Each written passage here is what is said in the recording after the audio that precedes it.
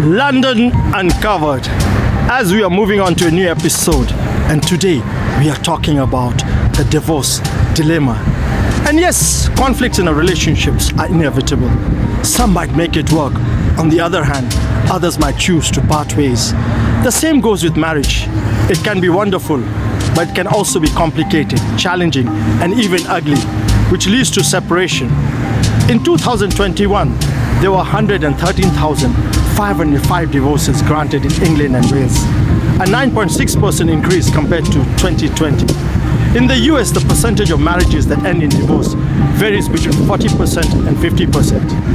Here are the most cited issues that people report as their reasons for divorce: lack of compatibility, irreconcilable differences, money, lack of communication, constant conflict, infidelity, lack of intimacy, getting married too young, abuse like physical, emotional, or verbal, addictions like alcohol, drugs, sex, gambling, shopping, etc.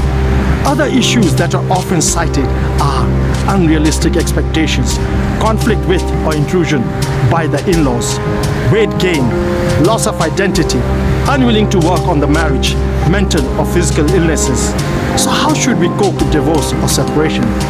Experts suggest don't be hard on yourself.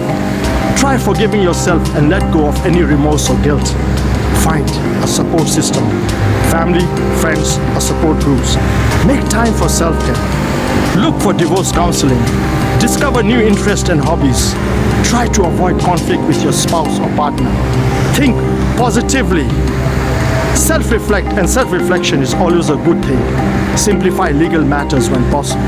And finally, treat yourself like you are getting over the flu. Get plenty of rest. Minimize other sources of stress in your life and reduce your workload if possible. Learning to take care of yourself can be one of the most valuable lessons you learn following a breakup.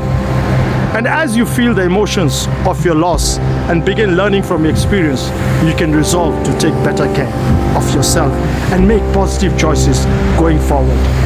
And we should always remember, all endings are also beginnings. You just don't know about it at that time. So let's go and see what people have to say about it.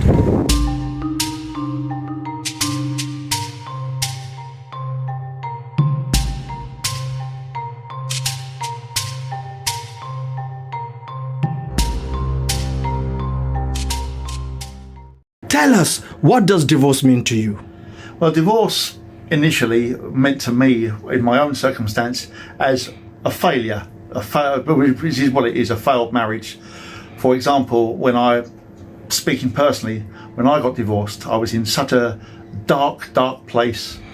I went to the nearest railway station and I stood on the tracks, and it was only then that I realised there was a replacement bus service on. So that's just my luck. So how can one deal with it? I would say to keep a positive outlook and realise that it's not the end of anything, but in many ways it can be a new beginning. So just stay calm and be positive. What message would you give to the world, Alan? I would say to go out there, for anyone who's personally affected, take a sad song and make it better, because the movement you need is on your shoulder. Alan, that was touching. Thank you very much. Thank you. Tell us, what does divorce mean to you? Divorce is an unfortunate reality in the world today. People find each other, people fall in love, they get married, maybe too quickly sometimes, and they quickly find that maybe they're not made for each other. Maybe there are life events that interfere with their joyous marriage. Divorce is a necessary part of life. Otherwise you'll just be unhappy for the rest of your life in a wrong relationship. So what can one do about it? Firstly, nothing can be let just to die. You've got to be able to talk things through with your partner, try and resolve any issues, take every single element of it apart and see if there's any way to get around it before reaching divorce. Ultimately, that may still result in divorce, but at least you know you tried. What message would you give to the world, Edward? I would say that love is not easy in the world today, especially with things like the pandemic and changes to our way of life. People meet each other, they think they found the one. Just take the time, Just make sure that they're right for you, and hopefully they will be. Edward, as always, a pleasure. Thank you very much. Thank you. Tell us, what does divorce or separation mean to you? Yeah, so in terms of divorce, I've never been married, but my mum and my dad were married, so I felt the effects of that growing up because she was a single mum, and she struggled with her mental health as a result of that, I think. And in my life, I've broken up with several partners, and it can be quite painful, whether you're married or not. And it's one of these things. I think it's very rare to have a relationship that lasts your entire life. So somewhere along the line, you're going to have some kind of probably major argument or break up with somebody. So it's just one of those things that we all have to deal with. So how does one deal with it?